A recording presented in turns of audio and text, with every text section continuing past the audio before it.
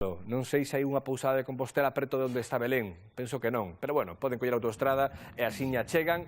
Non sei se logo poderán coller unha barca para ir e logo volver, porque o único xeito de estar aí, Belén, é a barca, non quero dicir, aínda que a mar estea con poucas ondas en calma, non se pode chegar nadando, ou si? Bueno, sí, non é moita distancia, non? Nadando un bo nadador, un moi bo nadador, un día que o mar este calmo, pois igual pode chegar, lle leva un cacho, iso sí, porque a remo poden ser pois como 20-25 minutos, pero eu non o aconsello, logo da experiencia doxe non o aconsello. Un momentinho, a remo voso que... Non, ímolo aclarar, a remo voso que lento, Belén. Quero dicir, vos non sodes remadas profesionais. É que estuvo imaginando. Home, pero non íamos remando nós, Non íamos remando nós, que iba remando a persoa que sabe remar. No, claro que non. No.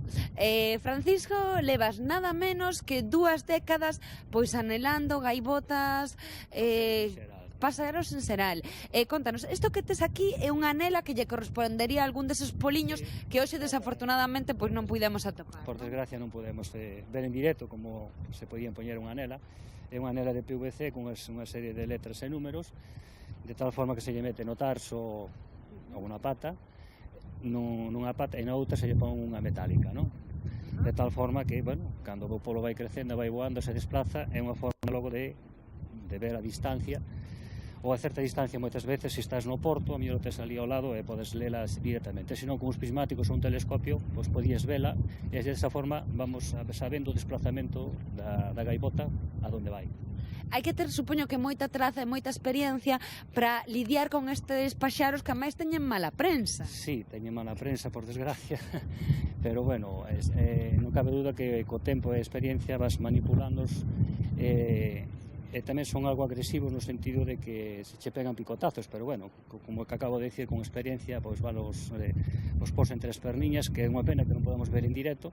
A ver se puidéramos vir antes de que remate o verán e encontráramos algún, pero vai a estar complicado, non? O vexo moi difícil. Pois Belén. Hai que esperar o ano que ven, porque este ano, en vista do mal tempo que hubo, para min que as poladas non foron adiante, entonces habrá que esperar o ano que ven, a ver se temos máis sorte. A ver, esperemos que si. Dime, Quique, mentras eu quero facerlles unha pregunta aquí que me quedou pendente. Digo, que saque polos anéis de cores que lle poñen aos poliños, pode saber máis ou menos por onde se moven un polo que nace aí, onde estades vos, estes días. Onde pode chegar? Queda toda a súa vida pola bisbarra, móvese moito, vai, ven, pode chegar a outras partes de Galicia, como é? A ver, polo que antes nos dicía Andrés, non, que me está preguntando aquí que dende Plató, pois un poliño de gaivota patia amarela que nace aquí nestas illas da Coruña, nas de San Pedro, pois fai un percorrido así habitualmente, pode ser ata longo, digamos, pola costa de la península, ata Portugal, pero non moito máis aló, non? Non temos citas agora mesmo de nada máis aló que do sur de Portugal.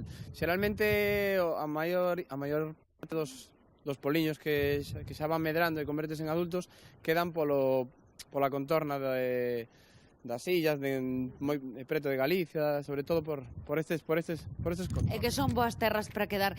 Xa para rematar, unha cualidade para que a xente visite estas illas. Pois que é un espazo natural que está ás portas da cidade da Coruña, que merece a pena coñecer, porque na Coruña, na cidade da Coruña, tamén hai lugares onde a natureza é salvaxe, non fai falta irse a Doñana ou a Serengueti para ver natureza. Aquí temos unhas plantas interesantísimas, fondos tamén moi interesantes. Pois convidándovos a todos que vos acheguedes a estes illotes de San Pedro, pois despedimos que temos a barca aí, e Seica non espera por nós e non podemos desaproveitar a oportunidade de volver.